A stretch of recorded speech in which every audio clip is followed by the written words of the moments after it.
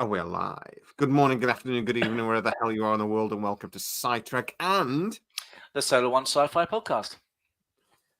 mainly Sci-Trek though, because we're just the better channel. I mean, I don't want to use the word. I've got more subscribers, but yeah, I know. I love your channel. I'm always listen, right. I'm saying this to my channel, right? I'm always going to Jay at Sci-Trek and all your co-hosts and everything for all the information about Star Trek, Stargate, and yeah. So if you're watching live on my channel, check out his stuff. He's got some great material. I will say though that Mike has got like 100,000+ subscribers, so and that's the dream. That's the dream. 156, 156. Not that I'm actually being specific. Exactly. Yeah, and I haven't even got 30. So, so we are here because we are talking about the search for Spock. I dropped my pen. We have been rating all of the Star Trek movies. We have done the motion picture. We have done The Wrath of Khan. We are now going to do the search for Spock. What I should say is it's the Spock lost his brain again. He does that a lot. It's like it does it at least twice. Katra. It's Katra. Yeah. As it all happens. So we have 7 ratings. We have the Kirk rating. We have the Chekhov rating. Oh, the Kirk rating is for action, baby. It's like boo, boo, boo. That's right. We have the Chekhov rating. We have the Spock rating for how logical it is. We have the Chekhov rating for like morals and is it Star Trek-y? We have the Bones rating for is it funny? Ha ha ha ha. We have the Scotty rating for the technology and the science behind things. We have the Uhura rating for how well it's written. And we have the 7 of 9 rating for how good it looks, because 7 of 9 looks so good. So I understand. The motion picture, I scored 2.57 out of 5 on the Roddenberry rating, which is the overall rating, and you scored it 2.12 on the Roddenberry rating. On The Wrath of Khan, which a movie many people consider to be the best of all the original movies, we both scored it 3.85 on the Roddenberry rating. So pretty high, but not, like, woo. Yep. And we're now going to find out how the search for Spock rates. I watched the search of Spock yesterday for the first time in years. And my God, I enjoyed it. Oh, good. Oh, it was. It is a great film. It is really, really good. Hey, Dave. Hey, Sarah. Hey, R. Brain Power's doing this. This chap is over on your channel. Oh, he's on mine. Yeah, it's on mine. Yep. Hello. Suck at life. Hello, sir. And Laura's in. Hello. So, right, we'll kick straight off with the Kirk rating and the action. We'll talk about it and then we'll score it. But it's the thing I loved about definitely Star Trek 2 and 3 was that they were written together, sort of thing. They were planned together. Yes, it was all they were continued as like a part 1, part 2. Yeah, Michael Walsh. Yeah, so and I think the Voyage Home was as well. They were produced as a trilogy almost. Sure. The action doesn't let you down in this movie. What's your thinking about having watched it for the first time in a while? To be honest, I didn't watch it again, but I know the movie so well that I can already answer without actually rewatching it. One aspect which I liked in comparison to the previous movie is that obviously Khan and Kirk in the previous movie, they didn't actually physically meet. They were just talking on view screens. This time we saw Cruise and Kirk, and they had a proper fight, a fist fight on a planet disintegrating, which I loved. Brilliant scenes of that. And of course, you can't go wrong with Christopher Lloyd. And there's lots of space battles, and there's Klingons, birds of prey decloaking. We had the Berth, Grissom blowing up. We had the Excelsior chasing the Enterprise. We had lots of stuff. And I think it worked very well for action. Yeah, I love the Excelsior. It's one of my favorite ships. Absolutely love it. And who knew that was going to be a starship that would then be knocking around for the next century as the frontline vessels? Not just because they had a model that they could blow up. No, it was actually that successful a vessel that it was that it survived that long. something like that. Yeah. Yeah. Every time they needed to blow up a ship, they just blew up an Excelsior. But yeah, I thought this had. There's not. We were a bit weak on the space battle side of things in this movie compared to the Wrath of Khan, which had one of the greatest chess matches. There's less space battles in this one a bit. Yeah. But we had a bit more. Well, we had a bit more fisticuffs. We had a bit more. We had a villain in Christopher Reeve's. Was it Krug? Krug? I think it's Krug. And it's Christopher Lloyd, not Christopher Reeve. Yeah, Christopher Reeve. Superman. Yeah. That's the crossover we all wanted. That would have been an interesting movie. Yeah. Yeah. Target Superman with phases, Mr. Scotty. But we had a bit more physicality. Christopher Reeve, I'm going with it now. Screw it. Was no, Christopher Lloyd was just as good a villain for me as Khan. I agree. He was very motivated to get the Genesis details for his own ends. And of course, I mean, obviously this film is going to be lots of spoilers we're going to talk about, but of course, Cruz kills Kirk's son, and Kirk in turn kills his crew. So there's a lot of aspects about the fact that Cruz hates Kirk in a similar way to Khan, I suppose. He's a proper Klingon.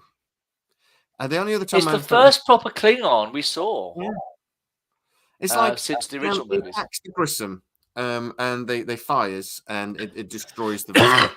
and Christopher Lloyd goes, "I told you to target the engines." And the guy goes, "I was just a lucky shot, sir." Yeah. Blows his, and it's just that really cool effect when we talk about visuals. And this all goes. The flame out his mouth, and you just such a cool effect. Yeah. I like that. And he just goes, lucky shot, man. And and it's just he's a proper Klingon commander, and it's just like I love that about it. And that he sees the Genesis device that the Federation see as this tool to create life, but he sees it for what it really is, the greatest weapon that's ever been created. Absolutely. It's a one-hit, planet killer, because it would just wipe everything out. Hey, Freddie, how you doing? So, yeah, I love it from that point of view. So let's score it from a Kirk rating then. I'm going to say we both scored the Wrath of Khan. Well, you actually scored the Wrath of Khan 4 on the Kirk rating. I scored it 5. I can't say it's as good on the Kirk rating as the Wrath of Khan. It doesn't have quite the same action for me, but I'm giving it a solid 4. It's really not far off. I agree. I'll probably give it. Can we give half points, or is it going to be like 4-3? It's got to be. Let's give it solid. Let's give it 3. Let's give it a 3 from me. I'll give it a 3. I think similar. Okay. Because it's still it is up there with one of the greatest movies. I mean, the whole point of this is we're rating the Star Trek movies compared to each other, but it's really hard to split these two films up, I think, really, because they were made virtually back to back. It's just, Anyway, let's move on. It's like a two-parter, isn't it? It's like a really Next Generation two-parter. So we'll talk about the Spock rating because this is interesting again because we've got the logic. How logical is thing, and we talked a lot about the Genesis device in the last episode and how logical it would be for the Federation to design such a technology. For me, this then goes into, though, my main issue with the device, that it is a weapon. But then they kind of, the film creators, though, completely flip this on its head because they go, yeah, it's a weapon. And the Klingons would freaking love it. So for me, from a logic point of view, 100%. Yeah, that's what the Klingons would see. Yeah, but you see, with the Klingons, it's a logical aspect in two ways. It's also logical for their benefit if they had that, they could use it as a weapon, but also they could see it as a weapon to themselves, as an antagonist, as a something which could actually affect them. Right. So it's pros and cons both ways. It's deadly if you're if it's something you have, or it's something that you could be on the receiving end of. So yeah, logically, greetings But humans. it's not even just Yeah, it's fine. that it's a weapon to the Klingons, though, is it? It's the growth and the expansion of the Federation. Because I mean, Christopher Lloyd again, he's talking about it, isn't he? He says, "Oh, we've got a nice planet with trees and things, and a family, playing on the grass, and Fluttering in the breeze is the flag of the Federation." exactly." Charming. So it's not just a threat; it's an ideological threat to the Klingons. Expansion. Yeah, Because it's of more about expansion. the Federation against. Yeah, exactly. Yeah. Breathing Room, Hitler, 1939. Oh no, sorry, that's another film. But yeah, it for me that was Christopher Lloyd and Cruz just explained it beautifully in that. I have one logical area that I'm not sure, and it really is. I'm being nitpicky a little bit. Nothing wrong with that. But you know how I like to be nitpicky. That's fine.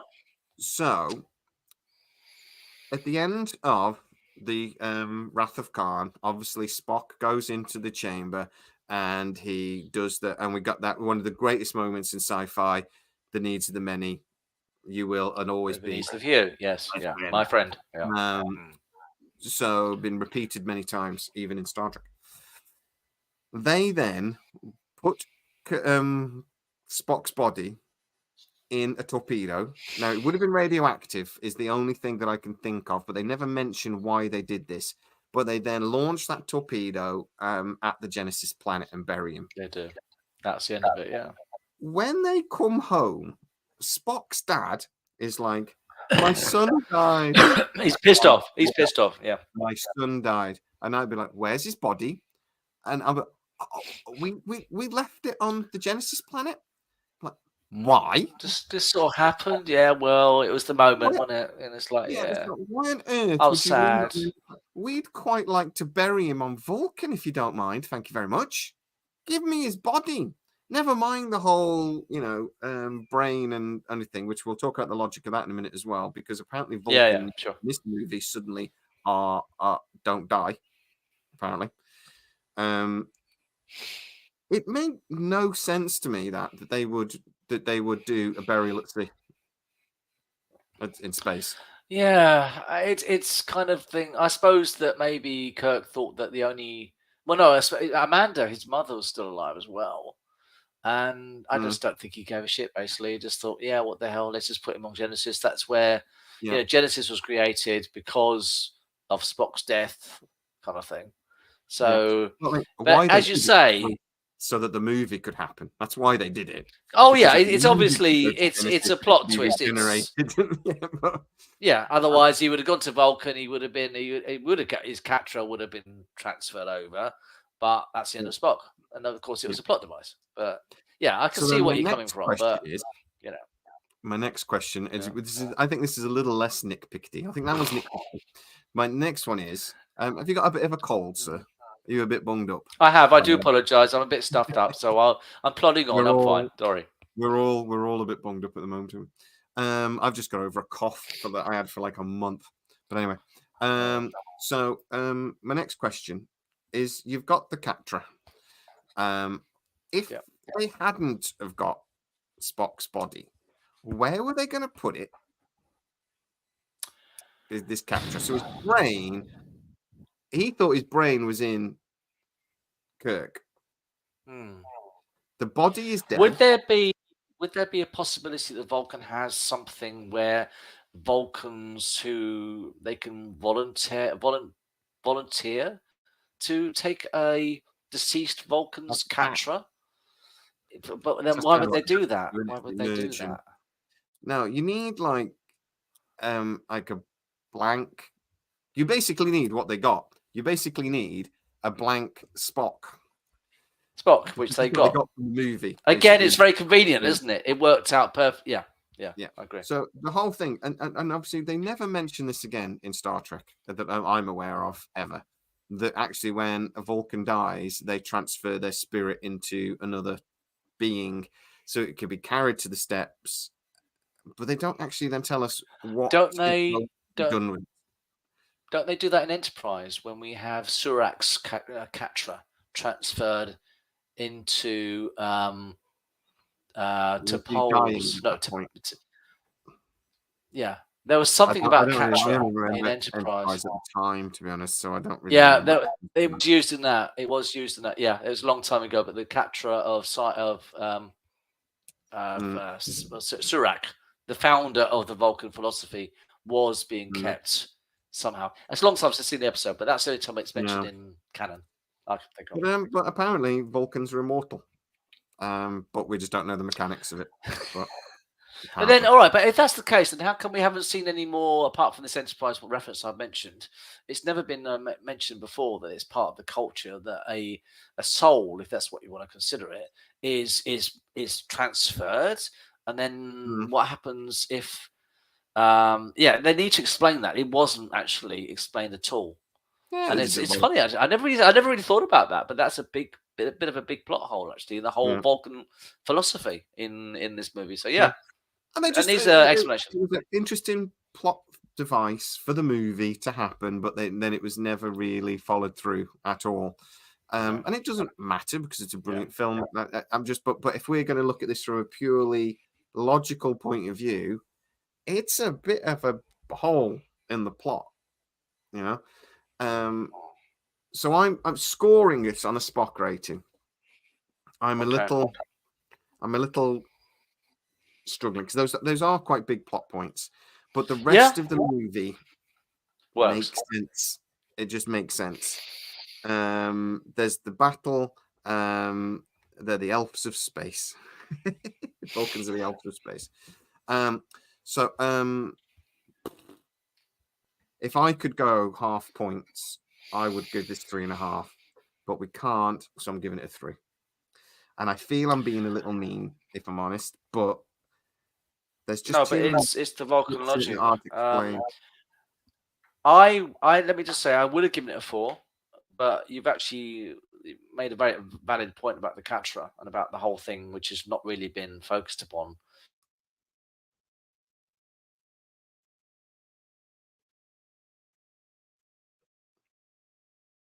Are you thinking or have you paused? I think you've paused. So I'm on my own, talking to myself. La la la la la la la. So we have. Oh, Anna, you're back. What did you decide on? Because you paused for a second. Can you hear me, Michael? Mike. Okay. All right, I'm back. I can see you now. Yeah, excellent. So what score did you decide on? Sorry, 3. 3. Not that, not 4, 3. Okay. 3, baby. All right, then. Now, this is where I think we're going to score a little higher because we've got the Chekhov rating. And this rating is about Star Trek morals, etc. I think I don't think there's any major problems in this movie for me. There's nothing in there that I think that's not Star Trekky. You guys convinced me on the Genesis weapon last week that actually the Federation probably would develop or would be interested in such a technology. They abandon it because it doesn't work, and Mike has gone.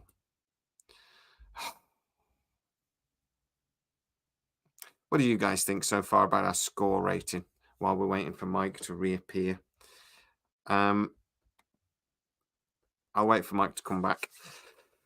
As we've got you guys in and I'm waiting for Mike, I'm going to do something that I promised I wouldn't do, and I'm going to give you guys a bit of an exclusive on Stargate. Would you like me to do that? Because I can. Oh, Mike's back though. Sorry, it just chucked out. It literally just went bang. Something went wrong. I was gone. I'm so sorry. I don't know if it's my end or your end. So please. Right. What was the last question? Sorry. I was just asking the guys in the lovely audience if they would like me to give them a bit of a bad news Stargate exclusive, but I'm going to hold on to the end of the video then, as you're back. But I have got something to tell you. Okay, I'll look forward to it when you get there. That's fine. Yeah. So the Chekhov rating, I actually think there's nothing in this movie that's a problem. I actually think the way the Federation behaves makes sense. The Federation realized that the Genesis device is a problem. The only thing I have an issue with really is that even though when the evidence and you've got the Vulcan ambassador telling the admirals, this has happened, you need to help, and they refuse because the Genesis, but that shows the politics of the Federation as well, that it is like this hot potato. The Genesis planet in itself is a nightmare.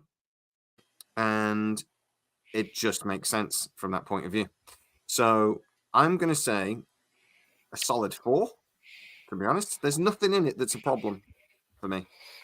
Okay. Well, you broke up in the middle of that, but I obviously hear it again now. But you gave it a solid 4. But yeah, I think in the morals of Star Trek, in what's been done, when it actually fits to the proper Star Trek aesthetic. Yeah, I know I'm agreeing, but I'll give it a 4 as well. I think it's got a lot of strong points about it. It fits very well in with the whole ethos, if that's the right word for what Star Trek's about. And when people actually make Star Trek and get Star Trek, then Search for Spock, I've always rated it very highly, as you can probably tell already. So yeah, I'm going to agree with you. I'll say 4. I think it's a very solid aspect on that. I think I will give you that. Let's go. Oh, and this is now next. The next rating is the Bones rating, and that is for humor because we both agree that Bones is just hilarious. And he is. I'm scoring this quite high. low. Oh, yeah, you're quite high. Okay, this might be different. Okay, what's funny about it? What did you find funny about it? The early bits in it, particularly when the bit that I like most is when they're planning the stealing the Enterprise. That's the bit that there's 4 or 5 funny moments. You've got the whole bit with the big security guard, and he stands up over Sulu and goes, "Tiny, don't call me tiny." Yeah, so Sulu beats him up. You've got the bit where Kirk speaks to the Admiral, and then he comes in. The answer is no, so I'm going anyway. All right, okay. You've got the bit with Uhura, and she picks that job just so she can get that job, and then she pulls the phaser on the guy that's going, that's Admiral Kirk. This is highly irregular. Get in the closet. What? And that's really funny. I love the bit when the Enterprise is backing up towards the space doors, and Kirk dramatically leans in and goes, Scotty, now. And Scotty just looks up confused, like, yes, Captain. He goes, no, open the door, Scotty. He goes, yeah, I'm trying. And he carries on, and then that moment of panic when Kirk goes, "Oh shit!" something. That whole sequence is just hilarious for me. I just think it's one of the most funny bits in Star Trek, and we've lost Mike again. I'm back. Are you here? You are frozen. I'm so sorry. Is it my end or your end or what? I think it's my end, probably. Is it? It's your end. But I think it is, guys. Anyway, you can tell me if you guys can see me in the if you can let me know in the comments. Yeah, let us know. It's Mike. Sorry. So I just think that whole sequence is Star Trek, the original series, at its best funny. The rest of the film isn't. Don't get me wrong, it isn't funny, but that whole sequence is done a little bit tongue in cheek, and it's just brilliant for me. And it's some of the funniest bits in all of Star Trek for me, so I'm giving it a 5. I won't give it as high as that. Another funny scene I do remember was, and obviously it dropped out when you were saying, but I was thinking about the scene with Bones. Oh, he's completely gone. So, right, a little bit of a Stargate exclusive. While Mike's gone, we'll come back to talking about the Star Trek, the search for Spock. But he's back. He's back. I don't know what. This is the worst it's ever been. I'm so sorry, Jay. I do apologize. To be fair, though, we can see you. So whatever you just did has fixed it. Yeah. I will say. Go on, carry on what you finished. You say what you're saying, and then I'll finish. Score. And we'll keep teasing this Stargate exclusive, but we'll. Transport.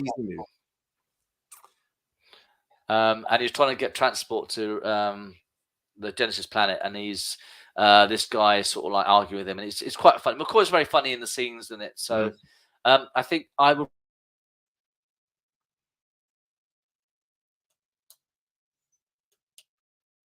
You've gone again, Mike.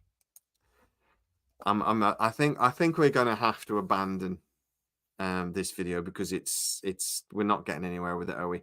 And it's not getting. We're having a. All right, three. Okay, we got the scoring. We got the scoring. That's the main thing. Yeah. Bones arguing with the guy with the big ears.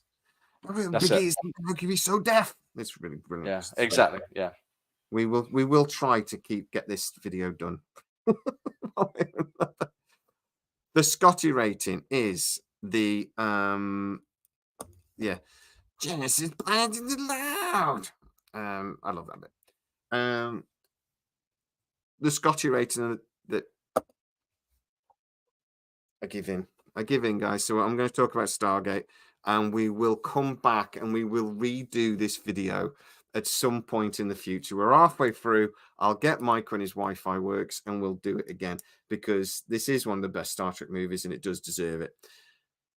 Two things quickly. Immediately after this video, I'm going to be going over to M Cubed, and I'm going to be talking to the young American. We are going to be talking about Oscars, and I am going to make him talk about Stargate a little bit.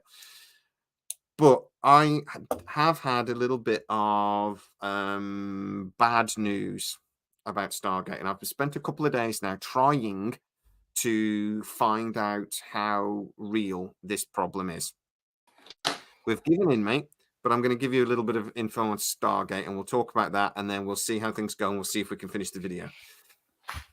But I got this exclusive a couple of days ago. I got an email from a guy that works over at one of the larger talent agencies in the United States. And he's basically said he was talking to an MGM executive about another movie, another project that they're working on. Right. And while they were chatting, they were talking about the redundancies that were announced. And what he thought that was going to affect certain projects that have been announced that they were working on, because obviously this guy or girl, it could be a girl, was trying to get a feeling for the agent for his employer about whether things were going to get slowed down or whatever. And when they were chatting, they sort of said, "Look, MGM had plans for several big projects." And a lot of them have been put on hold. Right. So he did mention the RoboCop movie, and he said, "Look, that's probably on the back burner now. It's not cancelled.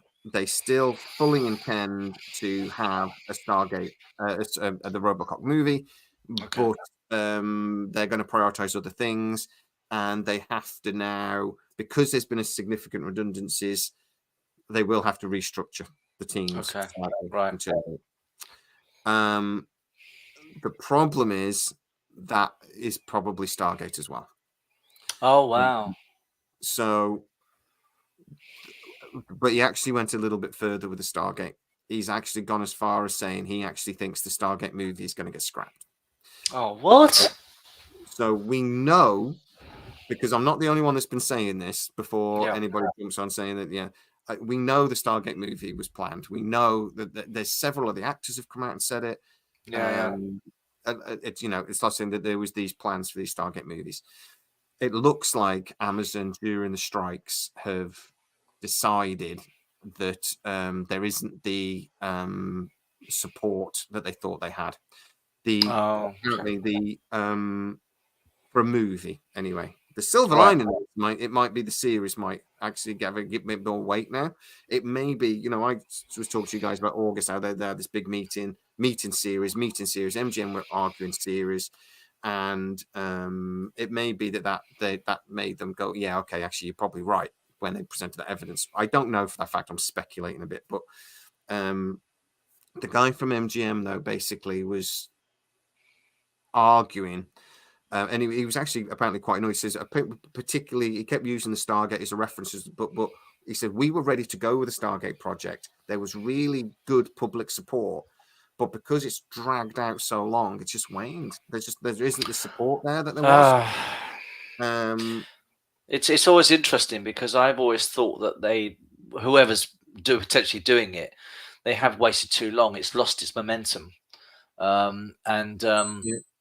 the thing is that we've had Star Trek back for a long time now. We've had Star Wars back for quite a long time. Well, not back, but we had quite a lot of TV, and they are trying to do stuff. But everyone's been saying, and we've been saying this on my channel for years, when is Stargate coming back? Yeah. And every time there's some possibility of it brewing up and something's happening, there's always something that seems to strike back down again into the rubble. Yeah. Well, I mean, it's just been one thing after another. MGM's financial problems, and then COVID, and then the strikes. Amazon restructuring MGM and absorbing MGM, and now it turns out Amazon. Everyone keeps going about, Amazon's got deep pockets. The problem is they overextended. The business apparently overextended themselves during COVID because everyone was at home. Everybody ordering off Amazon, so Amazon expanded very quickly, and now everyone stopped buying everything on Amazon, and all of a sudden they're like, oh, the business it doubled in size in 6 months, and now it's contracted. They overspent, and they don't have the finances. The parent company doesn't have the finances they did. Right. They're not going under or anything by any stretch of the imagination, but there were some conditions that say they actually have significant debt. They borrowed a lot of money to expand quickly, and then they contracted quickly. Yeah, it's a difficult one, really, isn't it? It's I think that during the COVID, I mean, all these businesses, we were at home, we were watching streaming channels because there was nothing else to do for a lot of the time, and of course, that some of the companies, I feel that it went a bit to their heads. They thought, well, this is the future. This is going to be the case, and of course, eventually, normality has crept back in. I mean, streaming is still a much bigger aspect than it was before COVID. Yeah, but it's balanced out. It went too much one way, and now it's leveling out, but not to the levels that they thought it was going to be after. Well, it's just this thing we keep talking about, the streaming wars that they've been Netflix and Disney. And the problem is the streaming wars. Everybody except Netflix lost. Everybody. Yeah. Apple did well out of it, but pretty much everyone lost. But the thing.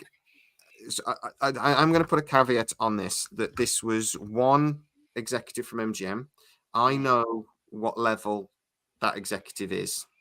Okay. And I could say to you that there's no reason to not believe what they're saying, but at the same time, it's not Amazon. It's not an Amazon source that's saying this. And I've also gone out and asked every other source I could think of, and nobody has heard anything like this. The problem is there's lots of things over the last 6 months that if this is true, makes sense.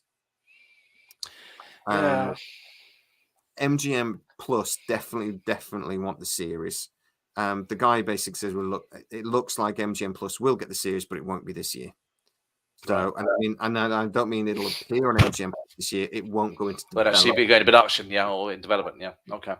Yeah. So, and my other issue that I always come back to in my head was I was always told by a very decent source who doesn't know anything specifically about Stargate, but he knows the industry.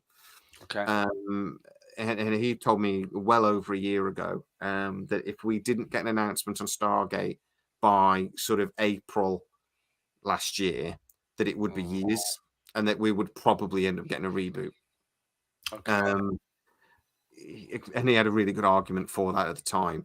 Now that was pushed back because we were going to get the announcement in June, which is only a couple of months after what he said.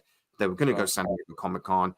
I know actually for a fact that there was a load of prep work done, and they were going to film this at least in part in Poland. And there was a German company set up to do the special effects, and they were contracted to do the special effects. I know that was all lined up. And then obviously the strikes happened, and it got put on pause. And what did I keep saying during the strikes? Don't give executives time to stop and think about things. Yeah, I was going to say it's about reevaluating. if the momentum of normal production is fine, then as you say, it's actually probably a beneficial thing. But when they're sitting there, they can't do anything, they can't create anything, you can't anybody to write anything because they're all on strike. They hang on it. Maybe we should. It's always indecisiveness, and it's kind of like it's so frustrating because then in the you've end, also got Marvel bombing. Yeah. Indiana Jones bombing. Yeah, I that. Films like The Creator came out, didn't do as well. I loved The Creator. It's a great film. Love The Creator. Didn't do great at the box office. It should have done. It should have done. It was my favourite movie from last year. I've gone with Willy Wonka, but I didn't mind that. I saw that. Do you know what? That was the first film I saw at the cinema since the pandemic. Last thing I saw was The Rise of Skywalker, and you know what? It was actually a nice film. Yeah, I really enjoyed it. But I just think that I do wonder if Amazon have looked at that and gone, a big sci-fi franchise at the cinema, we're going to lose a crap load of money. And I do wonder if that's the bulk of it, that they've looked at the trend and gone, yeah, this isn't going to work right now. But I mean, Stargate obviously started off as a cinematic movie and then it went to TV. I mean, I've always thought that Stargate has always worked better as a TV entity rather than a movie franchise, even though there's only one film in that. And it's like, obviously you've been reporting for a long time. Sometimes you've heard that it's more likely it's going to be a movie. And then it might be that it might be a movie, which will then really go on to a TV series. And it's all this uncertainty. And it's just, you are one of the biggest Stargate fans I know. And I'm a big Stargate fan myself. But it must just, I mean, you partly created your channel because of being a Stargate fan and sharing it with like-minded people. I mean, how does it affect you? Does it really make you feel disheartened about streaming services in general and all this uncertainty, or how do you sort of put it on board and deal with it? For me, it's frustrating because I've been incredibly lucky to see behind the scenes and be able to hear every step almost of and there's stuff I've not been able to tell you guys because I can't. That's understandable. I can understand that, of course. Yeah, I understand that. And so I know a bit more than what I can say. Sure. And it's absolutely maddening how particularly Amazon works as a studio. Right. And then, I've been talking about Stargate now for 2 years. Before that, but for a long time, it was because I had sources at MGM. They were telling me MGM were being allowed to believe that they were going to be allowed to crack on with their project. They had the Brad Wright script. They had another script that they thought they were going to be able to, and Amazon was going to let them do it. Yeah. And then a year ago, all of a sudden, it was like they're going to do a movie. Amazon want to do a movie. That's right. I remember you reporting that. Yeah, that's right. And then everyone else started reporting it's going to be a movie. Certain people like Popcast guys were pretending that they would release the exclusive. It was going to be a movie, but anyway, bloody people. But and then it rocked on, and then they started doing all the development work. They started doing all this thing. And we know that and so I'm watching this happen, and I'm thinking, brilliant, it's getting this way. I don't particularly want a movie, but brilliant, it's happening. Anything really. And then around March, all of a sudden, things started unraveling. And again, I can see it unraveling. And it's like, I've got a horrible feeling I know where this is going. And I've got certain people still going in my ear, no, don't worry, this is still going to happen. They've already spent, I can't say, but they've already spent money on this. Okay. A lot of money on this. Again, I can't say more than that, but it's, and then for it to go to this point and go, well, it's just not going to happen. And I say it's not. I don't want to say it's definitely not going to be a movie because Amazon could still turn around and go, "Yeah, we've changed. It's fine." But yeah, it's not good. It's not good. You just have to hope that something will suddenly come along and you come back and say, oh, actually, this is your idea, and there's, I don't know. I'm just sick and tired of it. I'm sick and tired of it not getting going. And the longer that there's a gap between, because I think Universe finished in about 2011, I think it was. It's about like 13 years ago. It's been a long time now. This year. In the end, even though Stargate is a wonderful franchise, that's a long time to not basically have anything apart from that. Well, this is what this person from MGM was basically ran, and he got quite annoyed, and he was just like, and he wasn't just talking about Stargate, but apparently Stargate was the because my source is interested. He likes Stargate, so he kept asking about it. But he was just saying we had all this brilliant momentum. We had all this brilliant, really positive momentum to do several projects. Sure. And Amazon has come in and just completely deflated everybody. Oh, sorry. Because they've decided to absorb the company basically, and it's taken forever. And they had all this opportunity to release really good, positive stories, and they've just not done it. Not proceeded with it. No.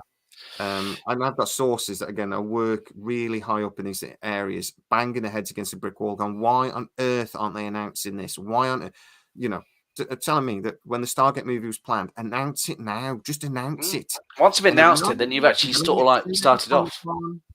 I don't know if when they waited for San Diego Comic-Con, I don't know if they had one eye on thinking this might not happen because of the strikes. So let's wait.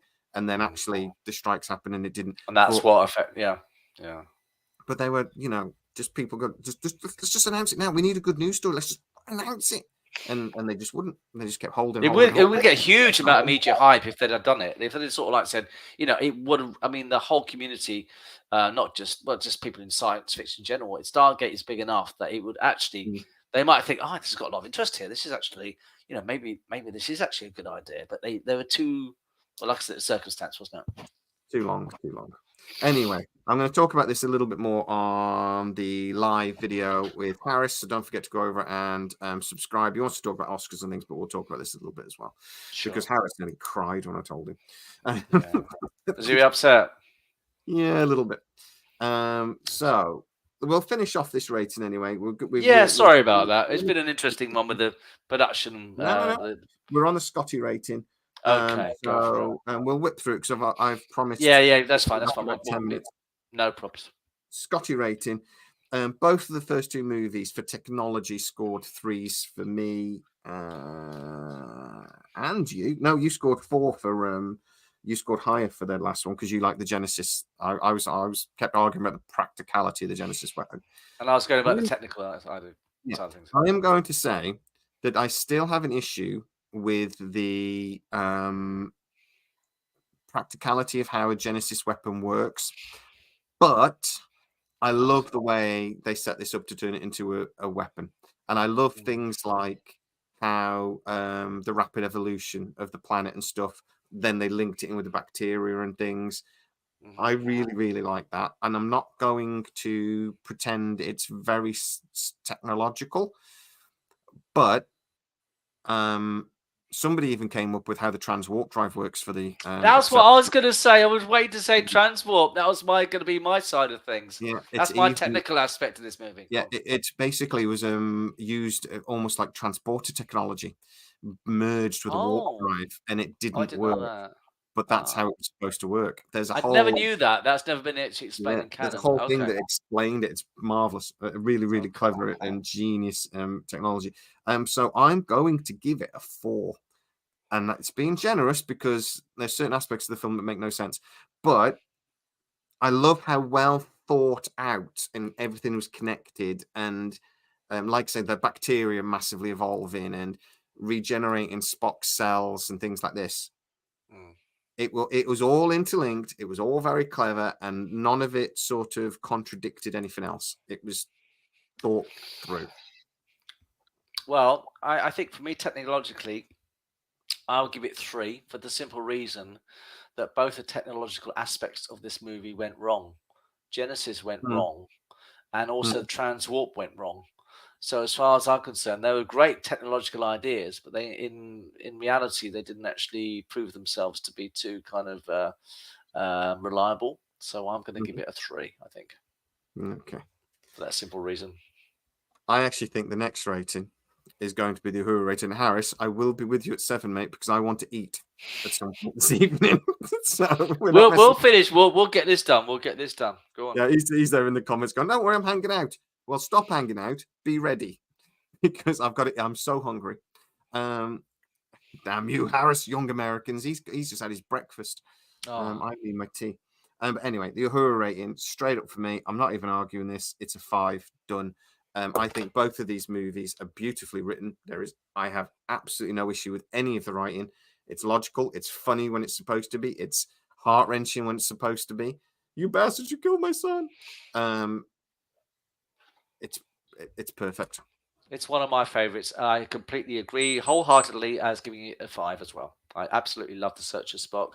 I still remember seeing it in my local video shop, like a Blockbuster sort of thing, and I couldn't wait to hire it out and watch it, and I loved it. And I remember seeing it when I was about, I don't know how old I was, but about 13, 14, and I absolutely adored this movie. So yeah, for that rating, it's a 5 for me. Yeah, and when we talk about the next movie, it's just like this isn't quite that, but these three movies, slightly different, 2, but 3, it's and still 4, good. Yeah, they're so beautifully written and so beautifully conceptualized. Even though, if you break down the plots of the story, they make no bloody sense at all. Big cylinder comes and attacks our oceans. Why? Basically, that's it. No, that's it. Brilliant, absolutely brilliant. The 7 of 9 rating for visuals, again, all day. I'm going a 5. I think, and we scored both. We both scored this a 5, and then for the Search. I'll agree. Same, yeah, 5 again. Yeah, absolutely. For the time it made it, for the way it looks, wonderful, absolutely wonderful production in every way, shape, or form. You can't fault it. Obviously, a little dated. Is just because it's dated doesn't mean it's not good. It's wonderful. I kind of like a lot of the old visuals compared to the CGI fests that you get in some modern things, which doesn't always work for me. It does work sometimes and quite a lot of times, but no, what they did with that movie was absolutely. And the shots of the Excelsior leaving space dock and gliding by, and it's wonderful. And the Grissom and the bird of prey, the cloaking devices. The effect of the Enterprise going into Starbase 001. Oh God, yeah. And when it's slowly going into port, sort of thing, and the Nurse Chaplain people are there, and they're everyone looking by in the bay, aren't they? They're sort of going, yeah. It's imagine seeing that at the cinema, though. Absolutely fantastic. I'd love to have seen it at the cinema. It would have been epic if I'd have seen it when that was released. Brilliant. Right, I've just done my score. I'm just doing yours now. Okay. Plus. I think this one's going to be quite high, I think. That can't be right. Wait a second. Okay. I must have done some math wrong there. So that's do the math wrong, man. Go do the math right. Yeah. Sorry. That was a terrible accent. 26 divided by... You've scored it quite a lot lower than me. Oh, you've scored a couple lower than me. Right, okay. Have I? I was surprised about that. You have scored it slightly lower than The Wrath of Khan, which I think probably is fair. So you've scored it at 3.71. Okay. You scored The Wrath of Khan at 3.85. I've actually similar. Go on. This movie at 4.28. So the way I have scored this, it is actually better than The Wrath of Khan. I like them both, though. I mean, if I really have to choose, I would say that I both like them equally. But the way that we rate it, it's not going to be exact. But I'll tell you where split these up is the Bones rating for me. I rated the humor a fair bit lower. Okay. For the Search for The Wrath of Khan, a lot lower. And I rated the Scotty rating. I've rated a little bit higher because I've gone with the thought, and that's where the difference has been. All right, that's fair enough. Which is that thing as a movie, maybe there's no humor in The Wrath of Khan particularly, whereas there's a beautiful 10 minutes in this film. It's just which I'd actually forgotten about until you actually sort of like reminded me of some of those scenes. You're right. It's just the second half. There's not much humor. Yeah. So, right, that is it. We have scored. So far, we have scored. I've scored the first movie 2.57, the second movie 3.85, and the third movie 4.28. These films are getting better and better every time we do it. Until we get to Star Trek 5, in which case, landing off a cliff. You have scored them 2.12, 3.85, and 3.71. So I think most people would probably agree with that, though, that the Search for Spock is not quite as iconic as The Wrath of Khan. So, but still a wonderful movie, still a brilliant movie, and Yeah, absolutely. This is And it why is we're funny. breaking these down, because then you can actually see where It's an interesting experiment, and also from our different perspectives. I mean, we both like Star Trek, but in the end, every Star Trek fan reacts slightly different to what's out there and what they the made. different aspects of the Apart from movie. Discovery, of course, so most people sort of respond to Discovery, and that's sort of like, Well, the sorry. first season. I like the first second season- season of that. The first season makes me angry. Like. Irrationally violent towards Klingons, made out of plasticine. But other than that, it's a great. Yeah, I hate that. I was going to say other than that, it's great. It's not. It's awful. I hate Discovery. Other than Michelle Yeoh, I hate Discovery. Terrible. And just as the video gets towards the end, Mike freezes again. This happens every bloody week. Like, okay, Jay, I'm back. You need to get some better Wi-Fi. Can I suggest not getting my Wi-Fi provider though, because it's bloody awful. But it's better. Do you live near the coast or something? Do you live you live somewhere quite pretty, don't you? You can't hear me. I'm completely gone. All right then. Well, there is a link. There is a link to our Mikey's channel, Code Clud, in the description. Please follow and subscribe. And likewise to Sci-Trek on all your stuff you do, because I love it. Brilliant. Yeah, it is one of the best channels on YouTube, really, Sci-Trek, and we should all love it. And Code Clud's, no. But Sci-Trek, we all do what we do, and I just do it a little not as well as other people, but I enjoy what I do. So I don't do it the same as you. I just do it for a laugh. It's all about having fun and sharing stuff, and people feel the same as I do. Well, same here. I do it because I enjoy doing it, or I wouldn't. I do too. I like to get out there and meet interesting people, so that's what we're here. No, I've made some of my best friends in real, through doing this channel, which is just astonishing. And my co-host on my channel, he's a great guy, Martin. So I'm very lucky. And meeting people like you as well. It's great. Yeah, I know. I love Martin. He's funny. Martin. Right. Come back to our channel soon. By the way, we'll have you back soon for something. Yes, I will accept any invite of anything that you want to do that I can be bothered to attend. That's great. That works for us. Can't really argue with that, can you? No. I'm there 100% if I can be asked. That's fair enough. That's all right. I can't argue with that.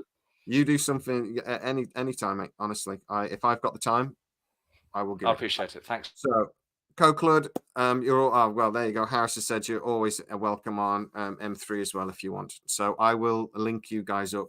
But he's gone again. So thank you so much, Mike, for mostly attending this episode. And I'll see you again really soon. Bye, everybody. Meet us over on M Cubed in about 5 minutes. See you in a minute. Bye-bye, guys. Bye.